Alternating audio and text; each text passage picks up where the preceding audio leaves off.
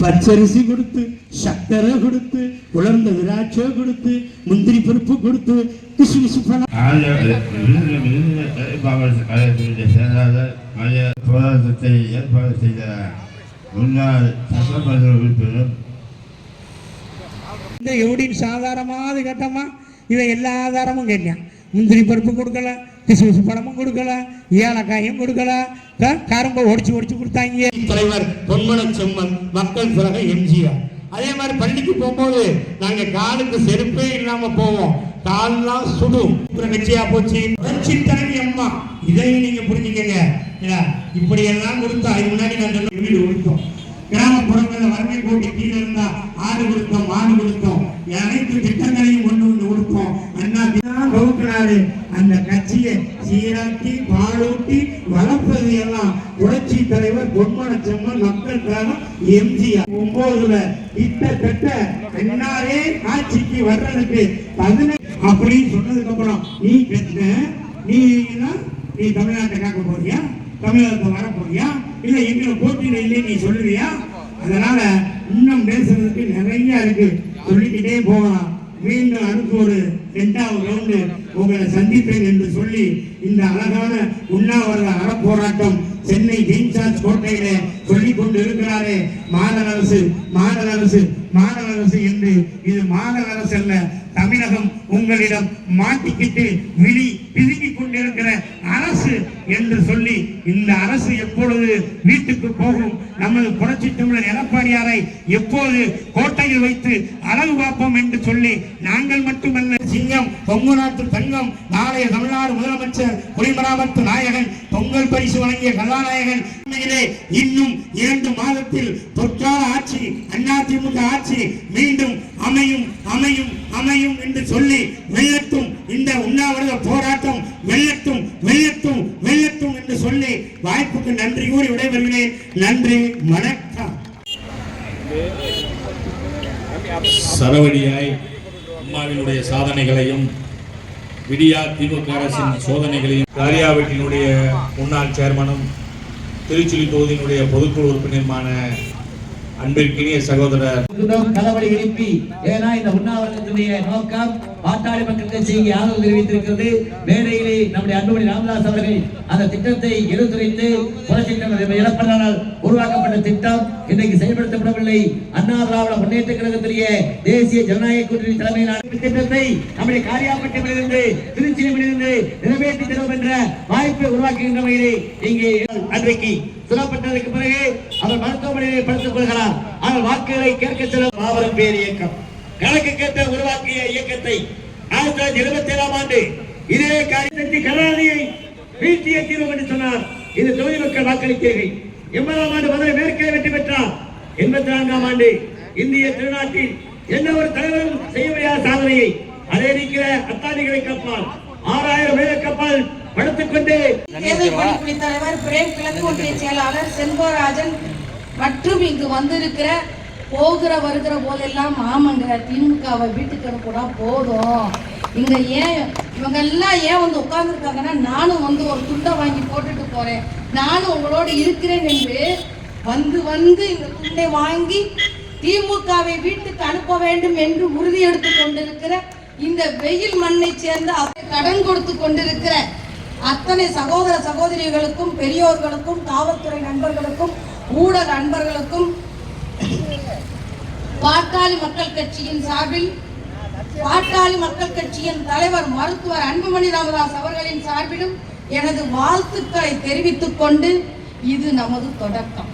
பேரும் நொந்து போயிருக்கிறாங்க, நாம சொல்ல வேண்டியதில்லை, ஆறுதல் கரம் நீட்ட வேண்டிய தருணம் இது.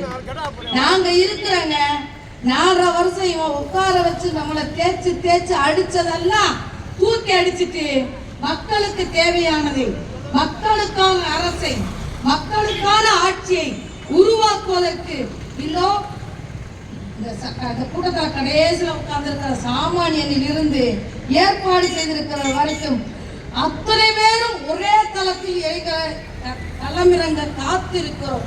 ஒண்ணு இல்லைங்க, ஏன் திமுக வேண்டாம், 565 வாக்குறுதிகளை தந்தார்கள். வெறும் 63 வாக்குறுதிகளை தான் நிறைவேற்றி இருக்கிறார்கள். ஆனா வாய் பிடிச்சதோ மாங்காய் பிடிச்சதோ சொல்லிட்டு இருக்கிறாங்க. நாங்க 99.0% வாக்குறுதிகளை நிறைவேற்றி விட்டோம். 99.99% வாக்குறுதிகளை நிறைவேற்றி விட்டோம். பொய் சொல்ல உங்களுக்கு சொல்லியா தர வேண்டும்? சர்க்காரியா கமிஷன் உங்களுக்கு சொன்னதே பொய் சொல்ல கலைஞருக்கு, கலைஞரின் வாரிசுகளுக்கு சொல்லி தரவா வேண்டும்? சக்கரம் முடியங்கன்னா எறும்பு தூக்கிட்டு போயிடுச்சு, சாக்கங்கன்னா கரையான் தூக்கிட்டு போயிடுச்சு. காத்திலேயே ஊழல் செய்ய கத்துக்கிட்டவன் நீங்க, மண்ணிலேயே பூராத்தையும் கொள்ளையடிச்சுட்டு போயிட்டு இருக்காங்க. கன்னியாகுமரி மாவட்டத்தில் எந்த மண்ணையும் காணோம், எந்த மழையும் காணோம், எல்லாத்தையும் கடத்திட்டு இருக்கான். விருதுநகர் மாவட்டத்துல ஒரே நாள்ல 20 கல்குவாரிக்கு அனுமதி கொடுக்குறான். ஐயோ போயிட போறோம், இன்னொரு 30 நாள்ல 60 நாள்ல போயிட போறோம், 2 மாசத்துல போயிட போறோம். அதுக்குள்ள எவ்வளவு சுருக்கமா சுருட்டி உள்ளதுக்கி வச்சுக்கங்கன்னு கேட்டுருக்காங்க. நாம இங்க தவிச்சிட்டு மின்சார கட்டணமா 3 முறை உயர்த்தினாங்களா 4 முறை உயர்த்தினாங்களா சொல்லுங்கய்யா? 4 முறை. இதுக்கு அரசியல் படிக்க வேண்டியது இல்ல. ஐயா சொல்றாரு 4 முறை உயர்த்தி இருக்கிறாங்க. வெக்க கேடு. நீங்க ஆனா என்ன சொன்னீங்க? மாசம் ஒரு முறை மின்சார கட்டணம் எடுப்போம், உங்க சுமைய குறைப்போம், செலவு சுமைய குறைப்போம் சொன்னீங்களா இல்லையா? ஆனா இன்னைக்கு எதுவும் நடக்கல. சொத்து வரிய எனக்கு என்னன்னு கூட்டிட்டு போயிருக்கீங்க. வீட்டுக்காரரு கொண்டு வந்து சம்பளம் கொடுக்கறது 5 வருஷத்துல ஒரே சம்பளம் தான். இந்த அம்மா மாதிரி எல்லாம் கடந்து போயிட்டு இருக்கிறாங்க. சம்பளம் மாறல, செலவினம் எக்கு தப்பா போயிட்டு இருக்குது. நீ இலவச பேருந்து கொடுக்குறேன்னு சொல்லிட்டு இருக்கிறீங்க. ஆனா சாமானியனாக நாங்கள் நினைக்கிற இடத்திலிருந்து கிளம்பி நினைக்கிற இடத்துக்கு போவதற்கான பேருந்து கட்டணத்தை எத்தனை முறை உயர்த்தி இருக்கிறீர்கள்? எந்த பேருந்தையாவது உங்களால சரியா செய்திருக்க முடிகிறதா? இந்த திமுக எவ்வளவு திருட்டுத்தனத்தை செயல்படுத்தி கொண்டிருக்கிறது என்பதற்கு பணியிட மாற்றத்துல மட்டும் 888 கோடி, பணியிட மாற்றத்துல மட்டும் 888 கோடி. நீதிமன்றம் கூட்டு மண்டையில கொட்டு வைக்குது. ஏப்பா இன்னும் வழக்கு போட மாட்டேங்கிறேன்னு சொல்லி 13 நாள் ஆச்சு, சொல்லி 13 நாள் ஆச்சு. அதுக்கு பதில் சொல்ல மாட்டாங்களா? மாநாட்டு தொடர்ல இருந்த பெரியார் படத்தை காரணம்னு கேள்வி கேட்டுட்டு இருப்பாங்க. ஏன் படத்துல எங்களையா பெரியார் படத்தை நாங்க வச்சிட்டு இருக்கிறோம்? உள்ளத்துல பெரியார வச்சிட்டு இருக்கிறோம். எம்ஜிஆர் பெரியார் சொல்லி கொடுத்தது என்ன? கேள்வி கேளு, எது நடந்தாலும் கேள்வி கேளுங்க. அன்னைக்கு பொருளாளராக இருந்து திமுகவை கேள்வி கேட்டதனால் உண்டானது அதிமுகவின் வரலாறு என்பதனை நீங்கள் நினைவுபடுத்திக் கொள்ளுங்கள். அடுத்து நீங்க தேசிய ஜனநாயக கூட்டணியா அதிமுக கூட்டணியா, நீங்க ஏன் அங்க போறீங்க? உனக்கு என்ன பிரச்சனை? உனக்கு என்ன பிரச்சனை? உன் கூட்டணியே ஒழுங்கு பண்ண முடியல. இப்ப பதில் சொல்றதா? கூட்டணி பேசுறதுக்காக போடப்பட்ட தலைவர் இப்ப காணாம போயிட்டாரு. நான் விளைவிக்கிறேன்னு ஓடியா போயிட்டாரு. எப்படின்னா நாங்க இங்க வந்து தமிழ்நாட்டுல முதலீடு பண்றோம் எந்த கம்பெனிலாம் வருதோ வர்றதெல்லாம் ஆந்திரா கோடி போயிடுச்சு. ஏன்? இவங்க கேட்கிற கொள்ள கமிஷன். அப்படி தொழில் வரணும், இங்க எல்லாருக்கும் வேலை வாய்ப்பு உருவாகணும், அதனால் மக்கள் வாழணும்னு இவன் யோசிக்கிற. 4 வருஷத்துல கோடைக்காலமே நம்மளுக்கெல்லாம் வரல சாமி. 4 வருஷத்துல கோடைக்காலமே நம்மளுக்கெல்லாம் வரல. இப்பதான் கோடைக்காலம் வந்துருக்கு. 5000 ரூபாய் கொண்டு வந்து கொடுத்துருக்காங்க. இன்னைக்கு காலையில சத்தமே இல்லாம மாற்றுத்திறனாளிகளுக்கு 2000 ரூபாய் போட்டு விட்டுருக்காங்க. தெரியுமா? எனக்கு சொல்லல, ஜீவோ கிடையாது, அரசாணை கிடையாது, திட்டம் கிடையாது, எதுவுமே கிடையாது. அந்த ஆட்டை தூக்கி காட்டுல போனோம், மாட்டை தூக்கி ஆட்டுல போறோம். கேள்வி கேட்க எந்த நாயும் வரக்கூடாதுங்கிற இடத்துல இன்னைக்கு தமிழ்நாட்டை வைத்துக் கொண்டிருக்கிறார்கள். பெரியார்மன் சமூக நீதிக்கு நாங்கள் தான் பொறுப்பு என்று சொல்லிக் கொண்டிருக்கிற இந்த திமுகவின் முன்னால் பல முறை மருத்துவர் அன்புமணி ராமதாஸ் அவர்கள் கேள்வி கேட்டு இருக்கிறார். இந்த சமூக நீதி பத்தி உங்களுக்கு என்ன தெரியும்? சமூக நீதியை நிறைவேற்றுவதற்கு எங்காவது முயற்சி எடுத்திருக்கிறீங்களா? சாதிவாரி கணக்கெடுப்பு எல்லா மாநிலத்திலும் எடுக்கிறான். ஆனா நீ என்ன சொல்ற? எனக்கு அதுக்கு உரிமை இல்லைங்க, எனக்கு அதுக்கு அதிகாரம் இல்லைங்க. யாராவது இப்படி சொல்லுவாங்களா? எனக்கு அதிகாரம் இல்லைன்னா கூட மக்கள் தேர்ந்தெடுத்திருக்கிறார்கள், எனக்கு அதிகாரம் இருக்கிறது மக்களுக்கு பணியாற்றுவதற்கு என்று போராடி தனக்கான உரிமையை மீட்பதை விட்டுவிட்டு எனக்கு அதிகாரம் இல்லைங்க, இந்த சாதி வாரி கணக்கெடுப்புனா என்னமோ பயமுறுத்தி வச்சணும். சாதி ரீதியா பிரிச்சு போடுவாங்க, சாதிக்கு மட்டும் ஒதுக்கிடுவாங்க. இல்லைங்க, வேணா பேரை மாத்திக்கிங்க, சமூக நீதி கணக்கெடுப்புன்னு. இந்த ஊர்ல எவ்வளவு பேர் இருக்கிறான், எவ்வளவு பேர் என்ன தொழில் பண்றாங்க, அவளுடைய பொருளாதார நிலை என்ன, கல்வி நிலை என்ன, எத்தனை வீட்டில் எத்தனை பிள்ளைகள் முதல் தலைமுறை படிப்பாளியாக இருக்கிறார்கள். இந்த முதல் இப்பதான் படிக்க வரான், அவன் விடுதிக்கு போய் படிக்க வேண்டியிருக்கு. அவனுக்கு அரசு தரப்பிலிருந்து என்ன உதவி கிடைக்க வேண்டும், யார் தீர்மானிப்பா? எப்படி தீர்மானிப்பீங்க? கணக்கெடுத்தாதானே தீர்மானிப்பீங்க, கணக்கெடுத்தாதானே தீர்மானிப்பீங்க. இந்த கிராமத்துல எவ்வளவு குடிசைகள் இருக்கின்றன, எத்தனை பேருக்கு சொந்த நிலம் இல்லை, எத்தனை பேர் விவசாயம் 2 ஏக்கருக்கு குறைவா விவசாயம் பண்ணிட்டு இருக்கிறான், அவனுக்கு பயிர் காப்பீடு இருக்கா? இதெல்லாம் சேர்ந்தது தானங்க கணக்கீடு. உங்களுக்கு சாதி வாரி கணக்கீடுன்னு சொன்னதுதான் அவனுக்கு பிரச்சனை.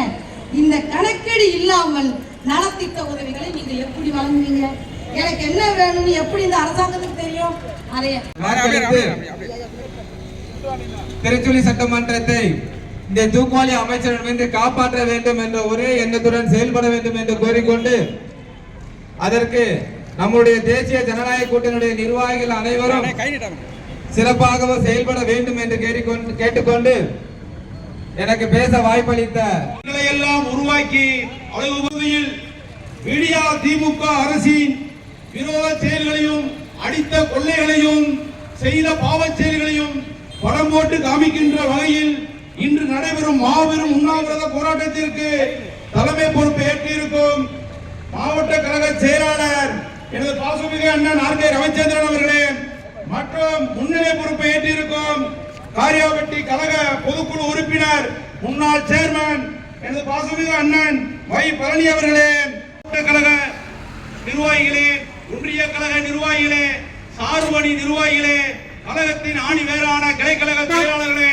கழக தொண்டர்களே மற்றும் நமது கூட்டணி கட்சி நிர்வாகிகள் சார்பாக வந்திருக்கும் பாரதிய ஜனதா கட்சி பொறுப்பாளர்களே, கழக தொண்டர்களே, பாளையணி நிர்வாகிகளே, ஐயா அவர்களையும் காரியாபட்டி மேற்கு ஒன்றிய கழகத்தின் சார்பிலும் பேரூர் கழகத்தின் சார்பிலும் வருக வருக வருக. 36 பஞ்சாயத்துகளிலும் திருச்சுழி ஒன்றியத்தில் உள்ள அனைத்து ஊராட்சியிலும் கிராமமாக விலையில்லாமல் இலவசமாக கொள்ளையடித்த பணத்தை மக்களுக்கு வாக்குகள் மீண்டும் வெற்றி பெறுவதற்காக தூக்குவாளி கொடுத்து மக்களை எல்லாம் ஆடு மாடு மேய்ப்பதற்கும் தூண்ட செய்கிறவர் தான் இன்றைய நிதியமைச்சர் அவர்கள். ஆக்கப்பூர்வமான செயல்களை செய்திருந்தால் இந்த திருச்சுழி தொகுதி என்பதை நிர்ணயிக்கக்கூடிய தேர்தல். நம்முடைய மக்கள் தலைவர் மரியாதைக்குரிய புரட்சி தமிழர் எடப்பாடியார் அவர்கள் முதலமைச்சர் ஆக வேண்டுமா, அல்லது திமுக திருட்டு திமுக தீய சக்தியின் ஸ்டாலின் அவர்கள் முதலமைச்சர் ஆக வேண்டுமா என்பதற்கு உரிய தேர்தல். நீங்கள் சிந்தித்து பார்க்க வேண்டும். கிட்டத்தட்ட 4.5 ஆண்டு காலம் இந்த திராவிட முன்னேற்ற கழக அரசு என்ன செய்தது என்பதை நீங்கள் நன்றாக தெரிந்து வைத்திருக்கிறீர்கள். எங்கு பார்த்தாலும் கள்ளச்சாராயம். இவர்களுடைய காலத்திலே மரக்காணத்தில் எத்தனை பேர் இறந்தார்கள், கள்ளக்குறிச்சியிலே எத்தனை பேர் இறந்தார்கள். போதை மருந்து கலாச்சாரம், பாலியல் வன்கொடுமை, இது போன்ற சட்டம் ஒழுங்கு சீரழிவு, இப்படிப்பட்ட மக்கள் பாதுகாப்பற்ற நிலையிலே இருந்து கொண்டிருக்கின்றார்கள். இன்றைக்கு இந்த திருச்சி தொகுதியை எடுத்துக்கொண்டால் தங்கம் தென்னரசு சட்டமன்ற உறுப்பினராக இருக்கின்றார். தங்கம் தென்னரசு ஒன்றும் அவர் ஒரு அவதார பூசன் கிடையாது. அவரை ஈஸியாக எளிதாக வெற்றி கொள்ள முடியும் என்பதை இந்த நேரத்திலே நான் சொல்லிக்கொள்ள கடமைப்பட்டுள்ளேன். முதலாக அவர் 1998 இடைத்தேர்தலிலே அவருடைய தந்தையார் அமைச்சர் தங்கபாண்டியன் இறந்த பிறகு அந்த இடைத்தேர்தலிலே அவர் வேட்பாளராக நிற்கின்றார். அன்றைக்கு 98 இடைத்தேர்தலிலே நாடாளுமன்ற தேர்தலும் இந்த இடைத்தேர்தல் சட்டமன்ற தேர்தலும் நடந்தது. அன்றைக்கு நாடாளுமன்ற வேட்பாளராக அனைத்து இந்திய அண்ணா திராவிட முன்னேற்ற கழகத்திலே சத்தியமூர்த்தி அவர்கள் வேட்பாளராக நின்றார்கள். இடைத்தேர்தலில் பஞ்சவர்ணம் அவர்கள் நின்றார்கள். ஆனால் அன்றைக்கு வாக்குச்சீட்டு பார்க்க எத்தனை நாள் ஆகுது? இது போன்ற எண்ணற்ற பிரச்சனைகள். குடிக்க தண்ணி 1 மாசம் 2 மாசத்துக்கு ஒரு நாளைக்கு தான் தண்ணி வருது. மந்திரியோடையில நியாய வழக்கடை இல்லை. இப்படி அடிப்படை பிரச்சனை. பஸ் நைட்டு பஸ் கிடையாது, காலையில டயத்துக்கு ஸ்கூலுக்கு போறதுக்கு பஸ் கிடையாது, குடிக்க தண்ணி கிடையாது. என்ன ஆனா அவர் நிதியமைச்சராக இருக்கிறவர் என்ன சொல்றாரு, நாங்க தொகுதியை சொர்க்கமா வச்சிருக்கோம்ன்றாரு. இந்தியா சுதந்திரம் அடைஞ்சு 2021 வரைக்கும் 4.5 லட்சம் கோடி கடன் வாங்கியிருக்காங்க. இப்ப இவர் நிதியமைச்சராக வந்த பிறகு 5.5 லட்சம் கோடி கடன் வாங்கியிருக்காங்க. கிட்டத்தட்ட இப்ப 10 லட்சம் கோடி ஆச்சு. ஒவ்வொருத்தர் மேலேயும் நம்ம கடன் எவ்வளவு இருக்குன்னு நீங்க தெரிஞ்சுக்கிறணும். இவர் ஆட்சியை விட்டு 2021 பிடிஆர் தியாகராஜன் நிதியமைச்சராக இருந்தாரு. அப்ப அவர் ஒரு வெள்ளை அறிக்கை வெளியிட்டாரு. இன்னைக்கு இந்த நிதியமைச்சர் அதே சட்டமன்றத்தில் வெள்ளை அறிக்கை வெளியிடுவாரா? இன்னைக்கு சட்டமன்றம் முடிஞ்சிருச்சுல, வரையில ஒரு வெள்ளை அறிக்கை வெளியிட்டீங்களா நிதி நிலைமையை பத்தி? ஸ்டாலினுக்கு யாரு என்ன பண்றாங்கன்னே தெரியாதவருக்கு. என்ன ஒரு 30 அமைச்சர்கள் நிப்பாட்டி எவன் எந்த இலாக்கா பார்க்கறானே ஒன்றும் புரியாது அந்த ஆளுக்கு.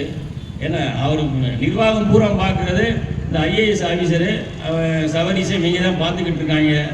என்ன இந்த நிலைமையெல்லாம் மாறணும்னா நம்மகிட்ட நம்ம கட்சிக்காரங்கிட்ட ஒரு ஒற்றுமை வேணும். ஒற்றுமை இருந்தால் அடுத்து சேர்மன் வரலாம், எத்தனையோ பதவி இருக்கு, கூட்டுறவு தலைவர் பதவிக்கு. இதெல்லாம் நீங்கள் சிந்திச்சு செயல்பட வேண்டும் என்பதை இந்த நேரத்தில் சொல்லி, தர்மத்தின் வாழ்வதனை சூதுகவும் மீண்டும் தர்மமே வெல்லும் என்று கூறி, இன்னும் 2 மாதம் கழித்து புரட்சி தமிழர் எடப்பாடியார் அவர்கள்தான் தமிழ்நாட்டின் முதலமைச்சர் என்பதை கூறி எனக்கு வாய்ப்பளித்த அண்ணன் அவர்களுக்கு நன்றி கூறி விடைபெறுகிறேன். நன்றி, வணக்கம்.